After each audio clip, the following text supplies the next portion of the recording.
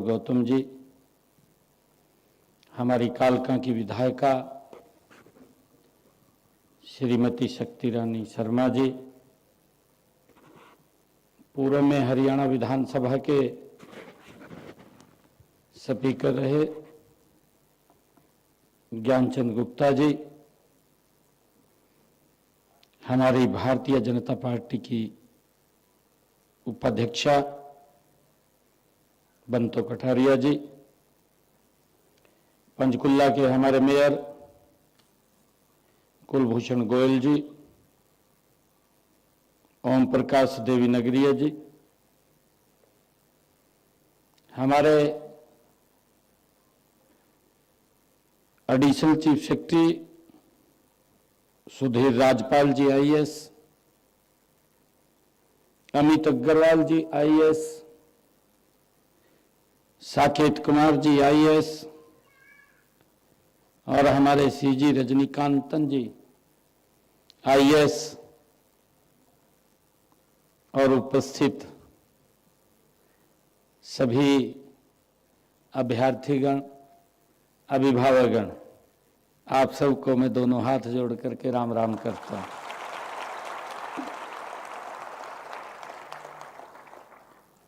ये अत्यंत हर्ष और गौरव का विषय है कि आज माता मनसा देवी के चरणों में इस पवित्र भूमि हम सब ग्रुप डी के अभ्यर्थी और इस इंडक्शंस प्रोग्राम में हम शामिल हुए हैं। यह कार्यक्रम न केवल प्रशासनिक व्यवस्था की रीढ़ को सशक्त करेगा, बल्कि विकसित भारत, विकसित हरियाणा की नींव को भी मजबूत करेगा। आज का यह प्रोग्राम हमारे नवनियुक्त अधिकारियों, कर्मचारियों की एक नई शुरुआत है। आज से हमारी जिंदगी का दूसरा पड़ाव शुरू हो रहा है। हम स्कूल में जाते हैं, स्कूल के बाद जब पड़ाव चेंज करते हैं तो हम कॉलेज की तरफ चले जाते हैं, और जब कॉलेज से निकलते हैं तो हम फिर कहीं ना कहीं अपने रोजगार की तलाश में निकलते हैं। ये हमारा अगला पड़ाव है, हमने आगे बढ़ना है। आज से एक नई यात्रा हमारी ये शुरू हुई है। मैं आप सभी को इस नए दायित्व की और इस अवसर के लिए आप सबको हार्दिक शुभकामनाएं भी देता हूं और आप सबको बहुत बहुत बधाई भी देता हूं।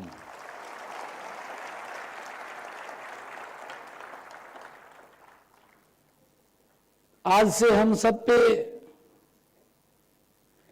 वो जिम्मेवारी है और उन 30,000 युवाओं में हम शामिल होने वाले हैं जिन्होंने हमारे तीसरे कार्यकाल में, नॉन स्टॉप तीसरे कार्यकाल में, आज सरकार के सिस्टम के अंदर आप शामिल हो रहे हैं। आप सबको मैं बहुत बहुत बधाई और शुभकामनाएं देता हूं। मित्रों, सरकारी नौकरी मात्र नौकरी नहीं होती, यह एक सेवा, और सेवा उस मातृभूमि की जिसने हमें सब कुछ दिया है, सेवा उस समाज की जिसने हमें पहचान दी है, और सेवा उन लोगों की जिन्हें हमारी और आशा भरी निगाहों से देखते हैं। आज से हम सरकारी कर्मचारी, जनता और शासन के बीच की सबसे महत्वपूर्ण कड़ी है। आपकी निष्ठा, आपका समर्पण, आपकी कार्यशैली ये तय करेगी कि हरियाणा का प्रशासन जनता के कितना करीब है। ये आपके व्यवहार के ऊपर निर्भर करेगा, आपकी कार्यशैली पर निर्भर करेगा। मुझे खुशी है कि हरियाणा विकास और नवाचार की धरती है। हरियाणा आज देश में एक अग्रणी राज्य के रूप में उभरा है। कृषि हो, उद्योग हो, शिक्षा हो, स्वास्थ्य हो, खेल हो, महिला सशक्तिकरण हो या डिजिटल गवर्नेंस हो, हर क्षेत्र में हम नई ऊंचाइयों को छू रहे हैं। यह सफलता केवल नीति निर्माताओं की नहीं, यह सफलता आप जैसे मेहनती, ईमानदार अधिकारियों व कर्मचारियों की भी है। मुझे खुशी है कि जो दिन रात अपने कर्तव्यों का पालन करते हैं। मैं आपसे आज यही कहना चाहूंगा कि आप उस परंपरा को आगे बढ़ाएं जिसमें सेवा, निष्ठा, पारदर्शिता और कार्यकुशलता की भावना सर्वोपरि हो। मेरी दृष्टि में सभी हमारे कर्मचारियों की भूमिका समान रूप से महत्वपूर्ण है। समूह सी के चाहे हमारे क्लर्क हों या तकनीकी कर्मचारी हों या बी के हमारे अधीक्षक हों, ए के हमारे अधिकारी हों, हर एक की भूमिका प्रशासनिक व्यवस्था की मजबूती में उतनी ही अहम होती है। हम सभी एक ही टीम के हिस्सा हैं। अभी हम सब ने मिलकर के एक टीम भावना की सोच से हमने, हर व्यक्ति की अपनी एक विशिष्टता भी होती है और हमने मिलकर के काम करना है। जब यह टीम मिलकर के एक दिशा में काम करती है तभी एक सशक्त, तेज, जवाबदेही और संवेदनशील प्रशासन तैयार होता है और सुशासन सुनिश्चित होता है। अभी आपने कुछ डॉक्यूमेंट्री भी देखी है, सीटी की देखी है, उसके ऊपर चर्चाएं भी आपने सुनी हैं। मुझे खुशी है कि आप सेवक बनिए, साहब नहीं। कई बार कहते हैं अभी साहब बन गया,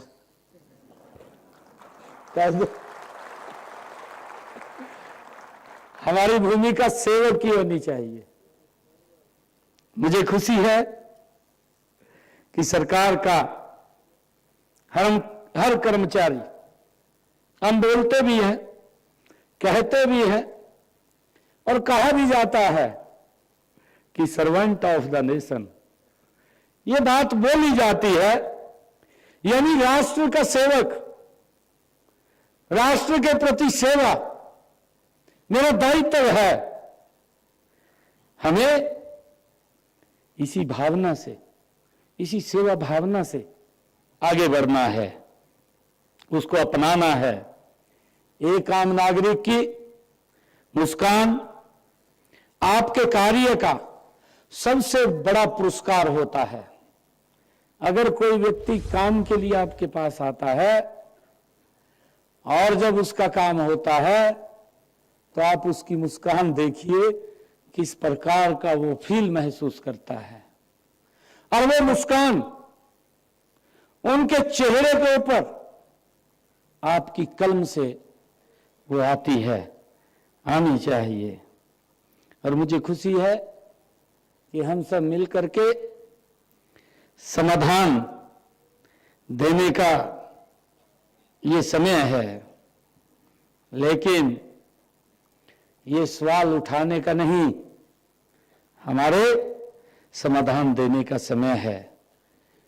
हमें याद भी रखना चाहिए कि समस्या बताना आसान है, कोई भी बोल सकता है, कुछ भी कह सकता है कि ये दिक्कत आ गई है, ये समस्या आ गई है। मैं देखता हूं, अभी मैंने कल भी इस बात की चर्चा की है। मैंने कल भी ये बात कही थी कि इतना ज्यादा कई बार बरसात हो जाती है, सिस्टम ही अस्त व्यस्त हो जाता है, और हमारे कुछ भाई उसको नजदीक से दिखाना शुरू कर देते। बरसात पड़ रही है भाई, पानी गिर रहा है, समस्या खड़ी हो गई। परंतु एक समय था कि अगर पानी खड़ा हो गया तो 4-4 दिन नहीं उतरता था, आज 4 घंटे में उतर जाता है। समस्या का समाधान हुआ है, लोगों को राहत मिल रही है। हमें समाधान देना साहस का काम है। आपका हर छोटा कदम, हर ईमानदार कोशिश एक बड़ा परिवर्तन ला सकती है। आप तकनीकी रूप से दक्ष हैं, नई सोच और ऊर्जा से आप भरपूर हैं। मैं आपसे यही अपेक्षा करता हूं कि आप अपनी परंपराओं को न दोहराएं, बल्कि नई राहें बनाएं। मेरा आप लोगों से आग्रह है, नई तकनीकें अपनाएं और हर विभाग में नवाचार को आप प्राथमिकता दें। सरकार की योजनाएं तभी सफल होती हैं जब जमीन स्तर पर तैनात हमारे कर्मचारी उन्हें ईमानदारी से धरातल पे लागू करते हैं। मित्रों, आज हम जिस युग में जी रहे हैं वह सूचना और पारदर्शिता का युग है। जनता अब जागरूक है, हम सब जानते हैं। हमसे ज्यादा लोगों को मालूम होता है, उन्हें अपने अधिकारों का ज्ञान भी है, वह हमसे जवाब मांगती है। ऐसे में हमें अपने कार्य, ईमानदारी और पारदर्शिता को उसमें सर्वोपरि रखना चाहिए। हमारी सरकार, हम सब जानते हैं कि जब 2014 में आदरणीय मोदी जी के नेतृत्व में हरियाणा में सरकार बनी, तो हमारा जो ध्येय रहा है इन 11 वर्षों के अंदर, अगर आप लोग देखेंगे कि हमारा ध्येय जन सेवा है। परम धर्म के मंत्र के साथ गति से ये पिछले 11 वर्षों से सरकार काम कर रही है। आप देख भी रहे हैं कि आज हमारा इतना बड़ा सिस्टम, इतने अधिकारी, इतने कर्मचारी, आज लोग बोल रहे हैं, चाहे गांव के अंदर है, चाहे प्रदेश या देश के अंदर है, आज पूरा प्रदेश बदल रहा है, आज पूरा देश बदला है। आज हमारे चाहे रोड्स की तरफ हम ध्यान दें, एजुकेशन की तरफ दें, रेलवे कनेक्टिविटी की तरफ दें, एयर कनेक्टिविटी की तरफ दें, या मेडिकल की तरफ, हम हेल्थ की तरफ ध्यान दें।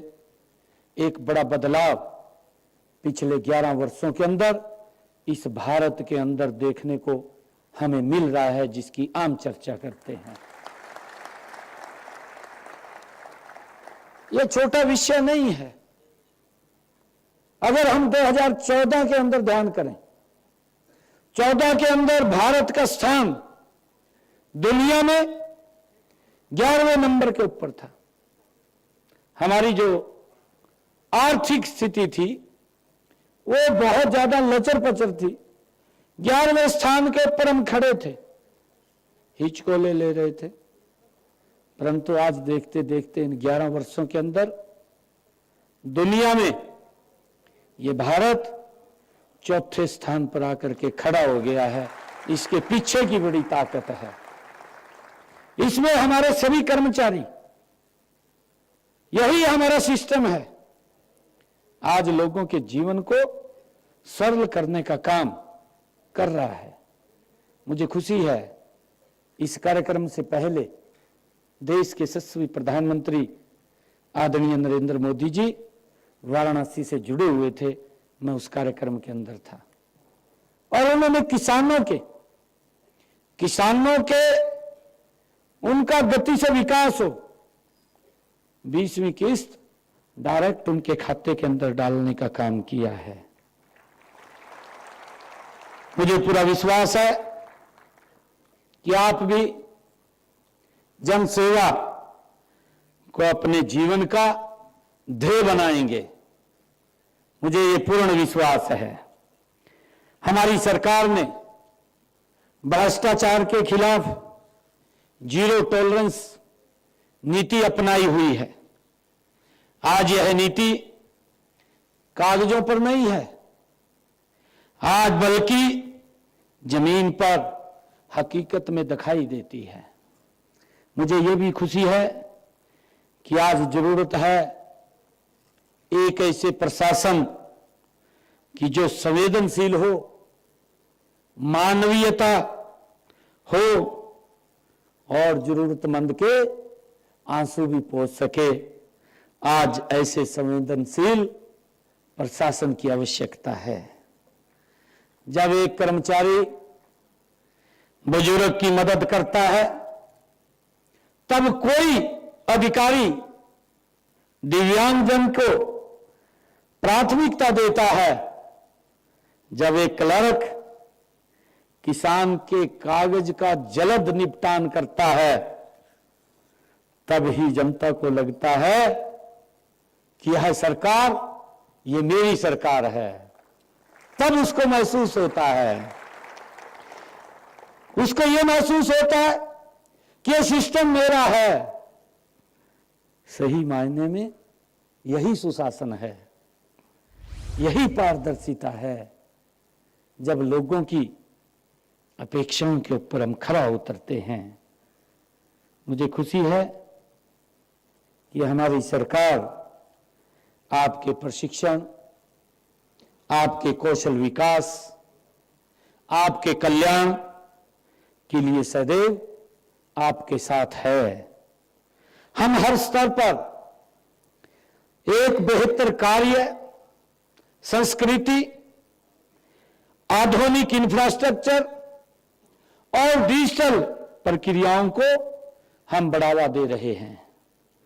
मुझे खुशी है कि हमने अपने तीसरे कार्यकाल में 30,000 नौकरियां वो दी हैं। मुझे ये बताते हुए, जब ये विधानसभा का चुनाव चल रहा था, विधानसभा के चुनाव में, क्योंकि मैंने उससे पहले घोषणा कर दी थी कि मैं 50,000 नौकरी दूंगा, तो मैंने लगभग 16,000 बच्चों को ज्वाइनिंग लेटर दे दिया था। 16-17,000 बच्चों को ज्वाइनिंग लेटर दे चुका था। कोड ऑफ कंडक्ट लग गया, आचार संहिता लगी, हमारे विपक्ष के साथी सबसे पहले हाई कोर्ट चले गए। एक बड़ा उनका दिग्गज चीफ इलेक्शन कमीशन पे चला गया, जाकर के एक एप्लीकेशन दे दी भी हरियाणा सरकार को रोकें कि वो रिजल्ट ना निकाले। चुनाव आयोग ने भी एक लेटर जारी कर दिया, भेज दिया।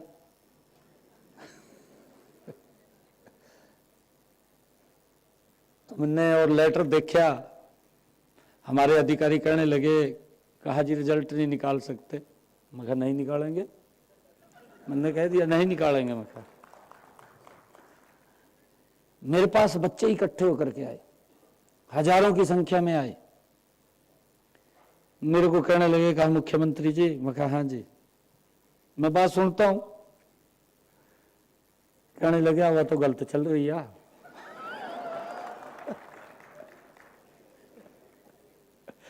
और कहा रिजल्ट काट दो, नहीं हमारा काम खराब हो जाएगा। कहा मैंने कहा मगा भाई रिजल्ट तो निकाल दो। रिजल्ट नहीं मखा निकलने का। मैंने कहा पर एक वायदा आप लोगों से करता हूं मैंने उनको कहा, मैं आपसे ये वायदा करता हूं कि मैं ज्वाइनिंग बाद में लूंगा, 8 तारीख के बाद पहले ज्वाइनिंग आपको दूंगा।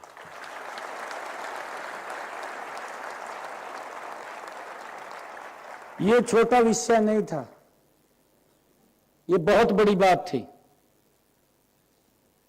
और मुझे खुशी है कि हरियाणा प्रदेश के युवाओं ने उस वातावरण को बदल दिया। किस प्रकार की बातें हो रही थी जब इलेक्शन चल रहा था, इस प्रकार की बातें हो रही थी। कहा जी मेरे हिस्से में तो इतनी नौकरी है दी। कहा आपने सुनी होंगी ना ये बात, कह कराते एक ने तो जमी कमाल कर दिया, अपने हल्के में वोट मांग रहा। कहा जी मेरे को 50 वोट दो, मैं एक नौकरी दूंगा। कहा गजब की कन्विंसिंग चल रही थी, आप लोगों की बोलियां लग रही थी। ये हमें समझने की जरूरत है। परंतु हमारी सरकार ने, इसके पीछे की भी बड़ी ताकत है। देखिए अगर ये स्टैंड ना लेते, आज अगर किसी भी हरियाणा प्रदेश के गांव के अंदर आप चले जाएं, अगर छोटा गांव है तो उसके अंदर 10 बच्चे कम से कम, जिसमें 300 400 500 लोग रहते हैं, उसमें 10 बच्चे नौकरी लगे होंगे। अगर बड़ा गांव है उसके अंदर 300 400 बच्चे नौकरी लगे। ये पहली बार इतिहास के अंदर हुआ। गरीब परिवार के बच्चे नौकरी लगे, कल्पना से परे की बात है। अब कई व्यक्ति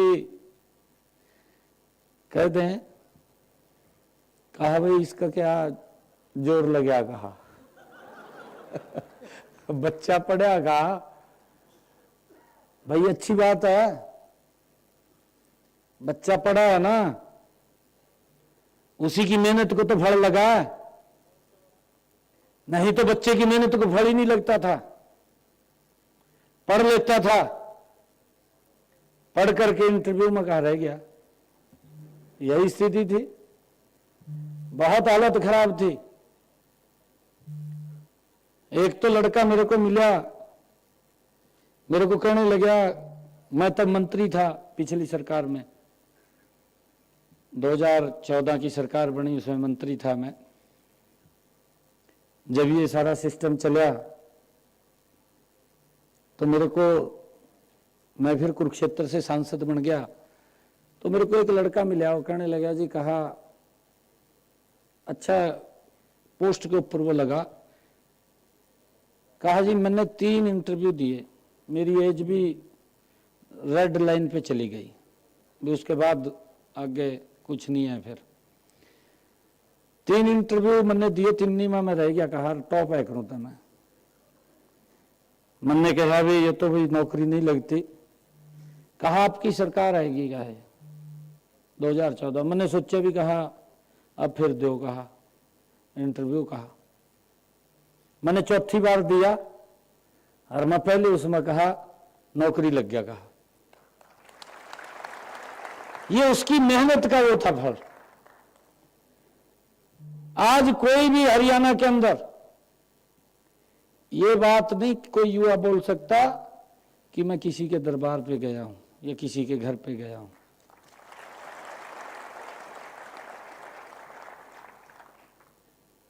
नहीं, ट्वीट करने वाले बहुत हैं। ट्वीट भी 2 मिनट में करते। मैं तो देख रहा था, ये भी एक बहुत बड़ी व्यवस्था की बात है। अभी सीटी के बारे में देखा आपने, यहां से नहीं, यहां तो मैं तो अधिकारियों को, पुलिस कर्मचारियों को, सभी कर्मचारियों को जो इस सिस्टम के अंदर लगे रहे, हमारे रोडवेज के कर्मचारी और जो प्राइवेट स्कूल्स ने जिन्होंने बसें दी हमें, और जो हमारे हरियाणा प्रदेश के जन जिन्होंने आकर के छबिल्ले लगाई दी, मैंने कहा कि ये सिटी एक पर्व के रूप में होना चाहिए। पूरे हरियाणा प्रदेश के अंदर 2 दिन कहीं जाम नहीं लगा, कहीं कोई बच्चा फंसा नहीं। बच्चे को घर से उठा करके सेंटर पे और सेंटर से लेकर के उसको घर के ऊपर पहुंचाने का काम ये एक वेल मैनेज तरीके से अगर किया, ये पहली बार हुआ है। किसी बच्चे को परेशानी नहीं आई। अगर आम टेस्ट भी होता है उसके अंदर भी लगभग 75-80% की हाजिरी रहती है, और इसके अंदर कई जिलों में तो 95% की हाजिरी रही। 95 की 92% हाजिरी पूरे स्टेट की रही है। एक चर्चा का विषय है। एक भी युवा कोई दिक्कत में, परेशानी में नहीं। मैंने कहा कि नहीं तो वो पेपरी भूल जा, जब उसको लगने लगा मैं तो लेट हो गया, कहीं बस नहीं मिलती, कहीं हालत खराब हो जा, और तैयारी करके जा और वहां से आगा और दिक्कत खड़ी हो जा, आधे तो रास्ते में ही रह जा। परंतु एक सिस्टम बना है और इसकी चर्चा यहां भी दूर तक गई। हमारा एक अधिकारी मेरे को कह रहे थे, कहा मेरे पास एक राज्य से फोन आया, कहा जी आपने कैसे करवाया?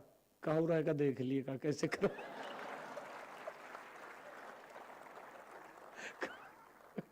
कहा यहां देख ले, सर्च का विषय।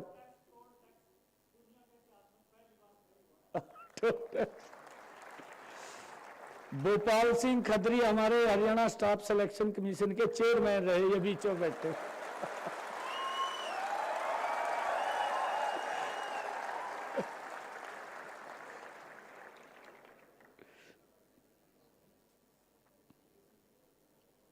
मुझे खुशी है, आप सब जानते भी हैं, जिसकी मैं चर्चा कर रहा था कि जब नौकरियां निकलती थी, एडी होते ही ठेकेदार खड़े हो जाते, कहा मैं लगवाऊंगा। कहा हो जाते नहीं हो जाते। बड़ी दिक्कतें होती थी युवाओं के माँ बाप का कितना शोषण होता था, नौकरी भी नहीं लगती थी, पैसा भी चला जाता था। और मैंने तो ये भी देखा, कई लोग आज तो ट्वीट कर दें, जोर तो लगता नहीं है, ट्वीट कर दो। उनके समय के अंदर ये देखा, ऐसी हालत थी, अगर 5 लाख का रेट निकला ना अगर 5 लाख 1 रुपया देने वाला भी है क्या तो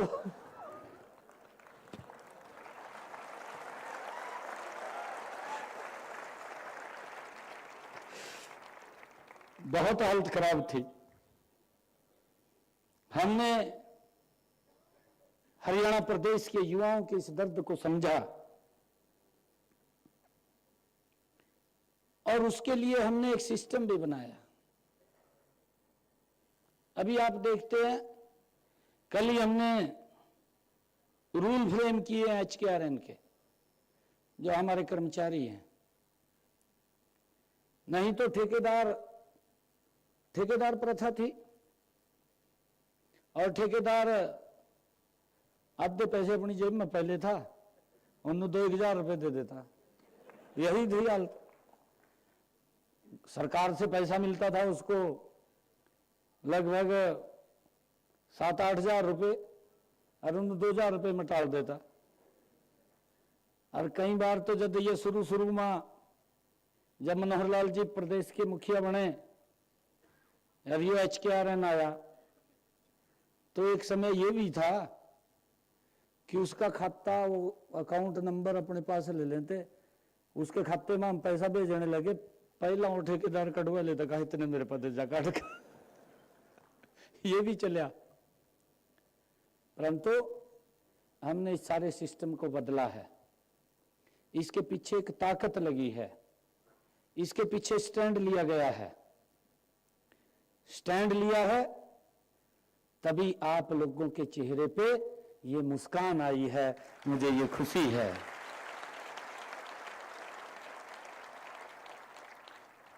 हमारे जो HKRN के कर्मचारी थे, कल हमारी कैबिनेट की बैठक थी, उसके अंदर हमने कल निर्णय, उनके रूल्स वो बोल रहे थे कि हमने पीछे विधानसभा के अंदर बोला था कि आपको सुरक्षित 1,20,000 युवाओं को हमने सुरक्षित किया है। कल उनके रूल फ्रेम किए हैं। अब उनको 60 साल तक कोई नहीं हटा पाएगा, उनको सारी सुविधाएं वो देने का काम ये हमारी सरकार कर रही है। मुझे खुशी है कि हमने जो आदरणीय प्रधानमंत्री नरेंद्र मोदी जी ने, केंद्र सरकार ने जो यूनिफाइड पेंशन स्कीम वो चालू की है, उसी तर्ज पर हरियाणा के कर्मचारियों को भी UPS का लाभ 1 अगस्त 2025 से वो दिया गया है, उसको भी हमने लागू कर दिया है। इसकी अधिसूचना 2 जुलाई को हो चुकी है और इस स्कीम का लाभ हरियाणा सरकार के 2 लाख कर्मचारियों को इसका मिलेगा, लाभ मिलेगा। युवाओं को नौकरी में बार बार आवेदन करने व फीस भरने से छुटकारा दिलाने के लिए हमने एकल पंजीकरण की सुविधा वो शुरू की है। एक बार फार्म भरेगा, दोबारा उसको फार्म भरने की आवश्यकता नहीं है। और मुझे यह भी खुशी है कि बार बार प्रतियोगी परीक्षा से निजात दिलाने के लिए हमने अभी जिसकी चर्चा की है, ये कॉमन पात्रता परीक्षा CET, इसका भी ये प्रावधान किया है ताकि हमारे जो बच्चे हैं वो इसके माध्यम से हरियाणा सरकार की नौकरी में वो आ सकें। और मुझे ये खुशी है जब ये CET का पेपर हुआ है, ये भी पहली बार हुआ कि जो हमारे दिव्यांगजन थे, दिव्यांगजनों को घर से लेकर के आए और घर छोड़ करके गए। ये एक बड़ा अलग का ये एक्सपीरियंस भी था और अलग सी हमने इसके अंदर एक सिस्टम भी वो बना है, हमारे भी ध्यान में आया है। परंतु ईमानदारी से हमारे सभी अधिकारी, मैंने कहा है मैं पुनः सभी का धन्यवाद भी करता हूं।